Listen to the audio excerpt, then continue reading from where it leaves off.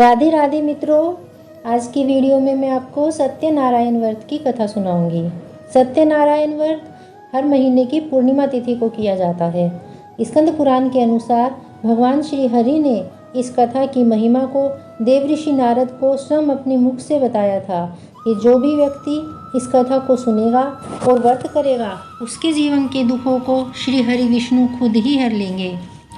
भगवान नारायण की पूजा वैसे तो कई रूपों में की जाती है, उनमें से भगवान के सत्यनारायण स्वरूप का इस कथा में वर्णन किया गया है। सत्यनारायण अर्थात केवल नारायण ही सत्य है, बाकी सब माया है। इसका एक अर्थ यह भी है कि सत्य ही नारायण है, इसीलिए सत्य का दृढ़ता से पालन करना भी नारायण की पूजा के समान ही माना गया है। जो लोग सदैव सत्य का पालन करते हैं उनसे भी श्री नारायण उसी प्रकार प्रसन्न रहते हैं जैसे वो उनकी पूजा व्रत और यज्ञ आदि करने से रहते हैं। इस कथा में यही बताया गया है कि कैसे सत्य का पालन न करने पर श्री नारायण नाराज हो जाते हैं और यथा योग्य दंड भी देते हैं। अब कथा शुरू करते हैं। एक समय की बात है, नैशिरण्य तीर्थ में सोनकादि 88,000 ऋषियों ने श्री सूत जी से पूछा, हे प्रभु, इस कलयुग में वेद विद्या रहित मनुष्यों को प्रभु भक्ति किस प्रकार मिल सकती है तथा उनका उद्धार कैसे होगा? हे मुनिश्रेष्ठ, कोई ऐसा तप बताइए जिससे थोड़े समय में ही पुण्य मिले और मनवांछित फल भी मिल जाएं। इस प्रकार की कथा सुनने की हम लोग इच्छा रखते हैं।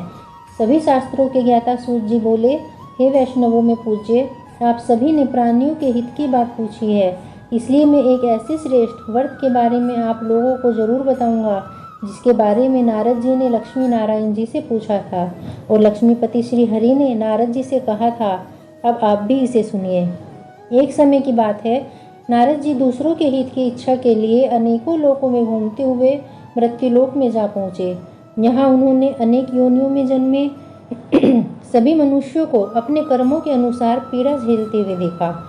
उनका दुख देख नारद जी सोचने लगे कि ऐसा क्या किया जाए जिससे निश्चित रूप से मानव के दुखों का अंत हो जाए। इसी विचार पर मनन करते हुए वे विष्णु लोक पहुँच गए। वहाँ वे नारायण की स्तुति करने लगे और बोले, हे भगवान, आप अत्यंत शक्ति से संपन्न हैं, निर्गुण स्वरूप सृष्टि के कारण भक्तों के दुखों को दूर करने वाले हैं, आपको मेरा प्रणाम हो। नारद जी की स्तुति सुनकर विष्णु भगवान बोले, हे मुनिश्रेष्ठ, आपके मन में क्या बात है, निसंकोच होकर कहो। इस पर नारद जी बोले कि मृत्युलोक में अनेक योनियों में जन्मे मनुष्य अपने कर्मों के द्वारा अनेक दुखों से दुखी हो रहे हैं, तो प्रभु आप ये बताइए कि वे मनुष्य थोड़े प्रयास से ही अपने दुखों से कैसे छुटकारा पा सकते हैं। तब श्री हरि बोले, हे नारद, मनुष्यों की भलाई के लिए तुमने बहुत उत्तम प्रश्न पूछा है। स्वर्गलोक में मृत्युलोक दोनों में एक दुर्लभ उत्तम व्रत है जो पुण्य देने वाला है। आज प्रेमवश होकर मैं उसे तुमसे कहता हूँ। श्री सत्यनारायण भगवान का व्रत अच्छी तरह विधान पूर्वक करके मनुष्य तुरंत ही यहाँ सुख भोग कर मरने पर मोक्ष पाता है। श्री हरि के वचन सुन नारद जी बोले कि उस व्रत का क्या फल है प्रभु, और उसका विधान क्या है? यह व्रत किसने किया था? इस व्रत को किस दिन करना चाहिए? अब सब कुछ विस्तार पूर्वक बताएं। नारद की बात सुनकर श्री हरि बोले, दुख व शोक को दूर करने वाला, यह सभी स्थानों पर विजय दिलाने वाला व्रत है। मानव को भक्ति व श्रद्धा के साथ शाम को श्री सत्यनारायण की पूजा धर्मपरायण होकर ब्राह्मणों व बंधुओं के साथ करने के साथ ही यथाशक्ति अनुसार भक्ति भाव से भगवान का भोग लगाएं, आरती गाएं और ब्राह्मणों सहित बंधु बांधवों को भी भोजन कराएं। उसके बाद स्वयं भोजन करें। कीर्तन भजन के साथ भगवान की भक्ति में लीन हो जाएं। इस तरह से सत्यनारायण भगवान का यह व्रत करने पर मनुष्य की सारी इच्छाएं निश्चित रूप से पूरी होती हैं। इस कली काल में अर्थात कलयुग में मृत्युलोक में मोक्ष का यही एक सरल उपाय बताया गया है। बोलो सत्यनारायण भगवान की जय। दूसरा अध्याय। सूत जी बोले, हे ऋषियों, जिसने पहले समय में इस व्रत को किया था उसका इतिहास कहता हूँ, ध्यान से सुनो। सुंदर काशीपुरी नगरी में एक अत्यंत निर्धन ब्राह्मण रहता था। भूख प्यास से परेशान वह धरती पर घूमता रहता था। ब्राह्मणों से प्रेम करने वाले भगवान ने एक दिन ब्राह्मण का वेश धारण कर उसके पास जाकर पूछा, हे विप्र, नित्य दुखी होकर तुम पृथ्वी पर क्यों घूमते हो?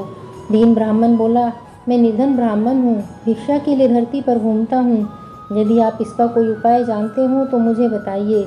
वृद्ध ब्राह्मण रूपी भगवान ने कहा कि सत्यनारायण भगवान का मनोवांछित फल देने वाले हैं, इसलिए तुम उनका पूजन करो। इसे करने से मनुष्य सभी दुखों से मुक्त हो जाता है। वृद्ध ब्राह्मण बनकर आए सत्यनारायण भगवान उस निर्धन ब्राह्मण को व्रत का सारा विधान बताकर अंतर्ध्यान हो गए। अगले दिन सुबह उठने के साथ ही उस बूढ़े ब्राह्मण ने मन में संकल्प लिया कि सत्यनारायण का व्रत करूँगा, और फिर अपने नित्य कर्मों से फ्री होकर वह भिक्षा के लिए चल पड़ा। उस दिन उसे भिक्षा में बहुत सा धन प्राप्त हुआ। उसी धन से उसने परिवार के साथ भगवान सत्यनारायण की पूजा की, व्रत रखा, और इस व्रत के करने के कुछ दिन बाद ही उसके सभी दुख और कष्ट दूर होने लगे, और देखते ही देखते एक संपन्न और अनेकों संपत्तियों का मालिक बन गया। तब हर महीने की पूर्णिमा के दिन वह ब्राह्मण सत्यनारायण की पूजा व व्रत करने लगा। इस प्रकार सत्यनारायण भगवान के इस व्रत को करके वह श्रेष्ठ ब्राह्मण सभी पापों से और गरीबी से मुक्त हो गया। उसने एक दुर्लभ मोक्ष पद को प्राप्त किया। इस तरह से सत्यनारायण भगवान के व्रत को जो मनुष्य करेगा वह सभी प्रकार के पापों से छूटकर मोक्ष को प्राप्त होगा। जो मनुष्य इस व्रत को करेगा वह सभी दुखों से मुक्त हो जाएगा। सूत जी बोले, इस तरह से नारद जी से नारायण जी का कहा हुआ श्री सत्यनारायण व्रत मैंने तुमसे कहा। हे विप्रो, मैं अब और क्या कहूँ। ऋषि बोले, हे मुनिवर, संसार में उस ब्राह्मण से सुनकर किस किस ने इस व्रत को किया, हम सब यह भी सुनना चाहते हैं, कृपा कर बताइए। सूत जी बोले, हे मुनियों, जिसने इस व्रत को किया है वह सब सुनो। एक समय वही विप्र धन व ऐश्वर्य के अनुसार अपने बंधु बांधवों के साथ इस व्रत को करने को तैयार हुआ। उसी समय एक लकड़ी बेचने वाला बूढ़ा आदमी आया और लकड़ियां बाहर रखकर अंध ब्राह्मण के घर में गया।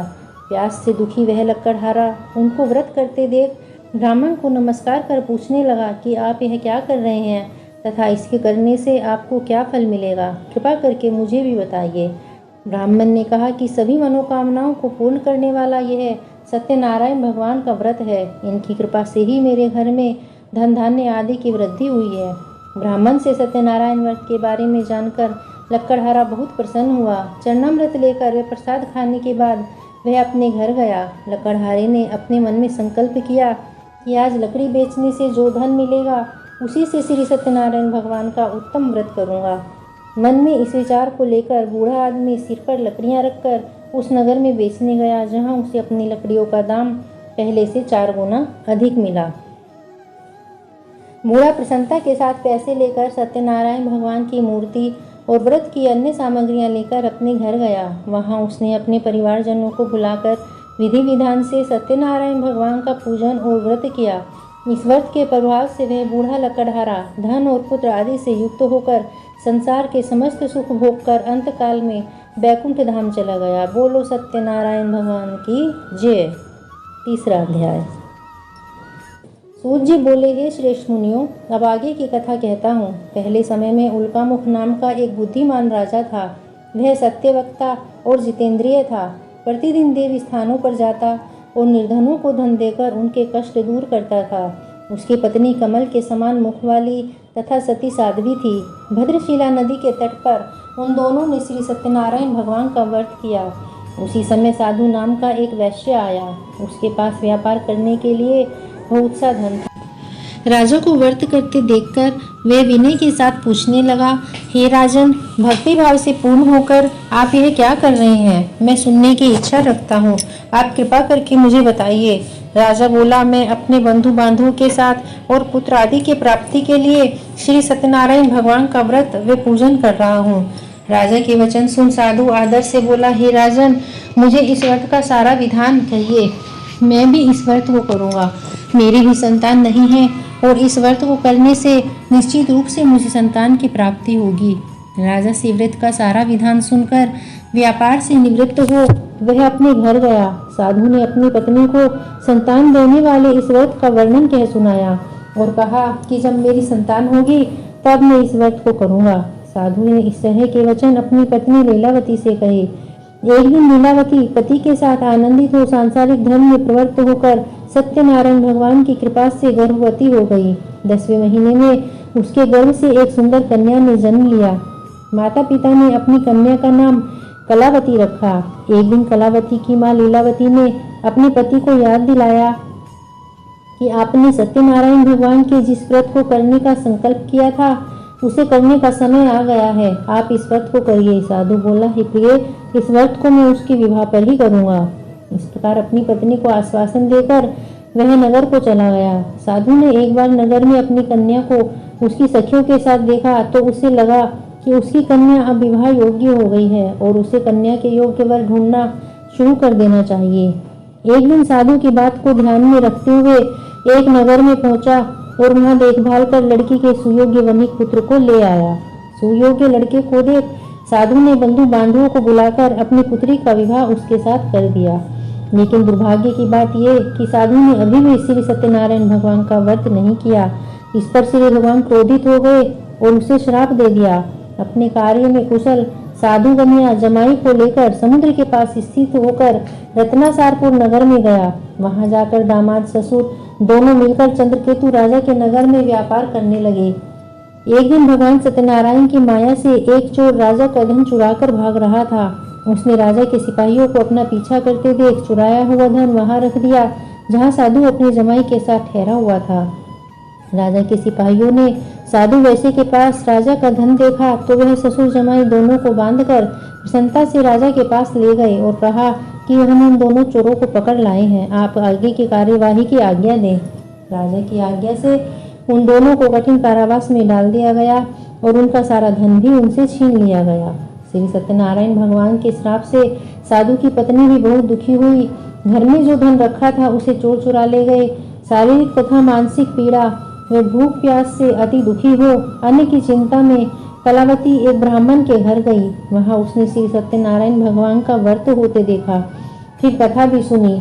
वह प्रसाद ग्रहण कर रात को घर वापस आई। माता की कलावती से पूछा, हे पुत्री, अब तक तुम कहाँ थी और तेरे मन में क्या है? कलावती ने अपनी माता से कहा, हे माता, मैंने एक ब्राह्मण के घर में श्री सत्यनारायण भगवान का व्रत देखा है। कन्या के वचन सुन लीलावती भगवान के पूजन की तैयारी करने लगी। लीलावती ने परिवार व बंधुओं सहित सत्यनारायण भगवान का पूजन किया और उनसे वर मांगा कि मेरे पति तथा जमाई शीघ्र घर आ जाएं। साथ ही यह भी प्रार्थना की कि हम सबका अपराध क्षमा करें। श्री सत्यनारायण भगवान इस व्रत से संतुष्ट हुए और राजा चंद्रकेतु को सपने में दर्शन देकर कहा, हे राजन, तुम उन दोनों वैश्यों को छोड़ दो और तुमने उनका जो धन लिया है उसे वापिस कर दो, नहीं तो मैं तुम्हारा धन संपत्ति और पुत्र सभी को नष्ट कर दूंगा। राजा को यह सब कहकर वे अंतर्ध्यान हो गए। प्रातःकाल सभा में राजा ने अपना सपना सुनाया और फिर बोले कि उन दोनों को कैद से मुक्त कर सभा में लाओ। दोनों ने आते ही राजा को प्रणाम किया। राजा बोला, महानुभावों, भाग्यवश ऐसा कठिन दुख तुम्हें प्राप्त हुआ है, लेकिन अब तुम्हें कोई भय नहीं। ऐसा कह राजा ने उन दोनों को नए वस्त्र आभूषण दिलवाए और जितना उनका धन लिया था उसे दोगुना वापिस करके दिया। दोनों वैसे अपने घर को चले गए। बोलो सत्यनारायण भगवान की जय। चतुर्थ अध्याय।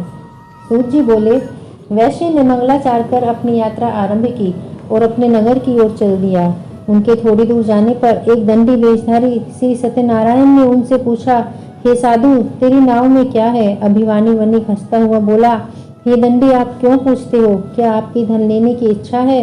मेरी नाव में तो बेल और पत्ते भरे हुए हैं। वैश्य के कठोर वचन सुन भगवान बोले, तुम्हारा वचन सत्य हो। दंडी ऐसे वचन कह वहां से दूर चले गए।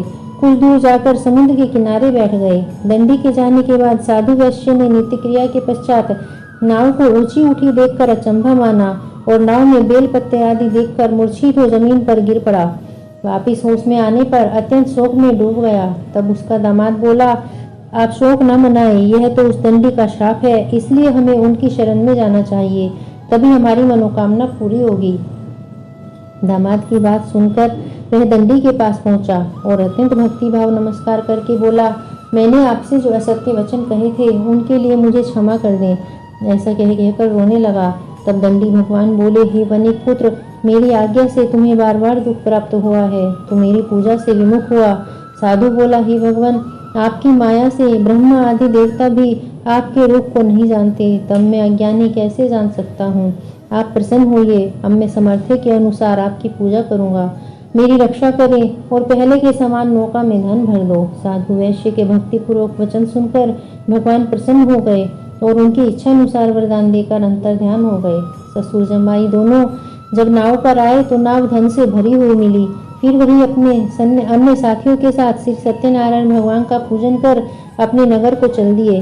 जब नगर के नजदीक पहुंचे तो दूत को घर पर खबर करने के लिए भेज दिया। दूत साधु की पत्नी को प्रणाम करके कहता है कि मालिक अपने दामाद सहित नगर के निकट आए हैं। दूत की बात सुन साधु की पत्नी नीलावती ने बड़े हर्ष के साथ सत्यनारायण भगवान का पूजन कर अपनी पुत्री कलावती से कहा कि मैं अपने पति के दर्शन को जाती हूँ, तू भी पूजन पूर्ण कर शीघ्र आ जाना। माँ के ऐसे वचन सुनकर कलावती जल्दी जल्दी में प्रसाद छोड़कर अपने पति को देखने चली गई। प्रसाद की अवज्ञा के कारण श्री सत्यनारायण भगवान रुष्ट हो गए और नाव सहित उसके पति को पानी में डुबो दिया। कलावती अपने पति को वहां न पाकर रोती हुई जमीन पर गिर गई। नौका को डूबा हुआ देखकर वह कन्या को रोता देख साधु दुखी होकर बोला, हे प्रभु, मुझसे और मेरे परिवार से जो भी भूल हुई है उसे क्षमा करें।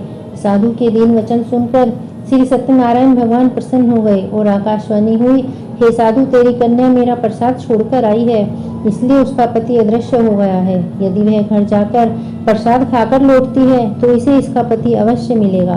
ऐसी आकाशवाणी सुन कलावती ने वैसा ही किया जैसा आकाशवाणी के दौरान भगवान ने कहा था और फिर प्रसाद ग्रहण करने के बाद जब वो वापस आई तो अपने पति के दर्शन करके अत्यंत प्रसन्न हुई। उसके बाद साधु अपने बंधु बांधवों से श्री सत्यनारायण भगवान का विधि विधान से पूजन करता है। इस लोक का सुख भोग अंत में वह स्वर्ग को जाता है। बोलो सत्यनारायण भगवान की जय। 5वां अध्याय। सूत जी बोले, हे ऋषियों, मैं एक और कथा सुनाता हूँ, उसे भी ध्यान पूर्वक सुनो। प्रजापालन में लीन तुंगध्वज नाम का एक राजा था। उसने भी भगवान का प्रसाद त्याग कर बहुत ही दुख पाया था। एक बार जंगल में जाकर वन्य पशुओं को मारकर वह बड़ के पेड़ के नीचे आया। वहां उसने ग्वालों को भक्ति भाव से अपने बंधुओं सहित सत्यनारायण भगवान का पूजन करते देखा। अभिमानवश राजा ने उन्हें देखकर भी पूजा स्थान में नहीं गया और न ही उसने भगवान को प्रणाम किया। ग्वालों ने राजा को प्रसाद दिया, लेकिन उसने वे प्रसाद नहीं खाया और प्रसाद को वहीं छोड़कर अपने नगर को चला गया। जब वह नगर में पहुंचा तो सब कुछ तहस नहस पाया, तो वह शीघ्र ही समझ गया कि यह सब भगवान के अनादर का ही परिणाम है। वह दोबारा ग्वालों के पास पहुंचा और विधि पूर्वक पूजा करके प्रसाद खाया तो श्री सत्यनारायण भगवान की कृपा से सब कुछ पहले जैसा हो गया। दीर्घ काल तक सुख भोगने के बाद मरणोपरांत उसे स्वर्गलोक की प्राप्ति हुई। जो मनुष्य परम दुर्लभ इस व्रत को करेगा, भगवान सत्यनारायण की अनुकंपा से उसे धन धान्य की प्राप्ति होगी। निर्धन धनी हो जाता है, भय मुक्त जीवन हो जाता है, संतानहीन मनुष्य को संतान सुख मिलता है और सारे मनोरथ पूर्ण होने पर मानव अंतकाल में वैकुंठ धाम को जाता है। तब सूत जी बोले, जिन्होंने पहले इस व्रत को किया है, अब उनके दूसरे जन्म की कथा कहता हूँ। वृद्ध सतानंद ब्राह्मण ने सुदामा का जन्म लेकर मोक्ष की प्राप्ति की। लक्कड़हारे ने अगले जन्म में निषाद बनकर मोक्ष प्राप्त किया। उल्का मुख नाम का राजा दशरथ होकर वैकुंठ को गए। साधु नाम के वैश्य ने मोरध्वज बनकर अपने पुत्र को आरे से चीरकर मोक्ष पाया। महाराज तुंगध्वज ने स्वयंभू होकर भगवान में भक्ति युक्त हो कर्म कर मोक्ष पाया। कथा सुनने के बाद सभी ने श्री हरि का झुककर प्रणाम किया। बोलो श्री सत्यनारायण भगवान की जय। यदि आपको मेरी यह वीडियो पसंद आई है तो कृपया मेरी इस वीडियो को लाइक करें और मेरे चैनल को सब्सक्राइब करें। धन्यवाद।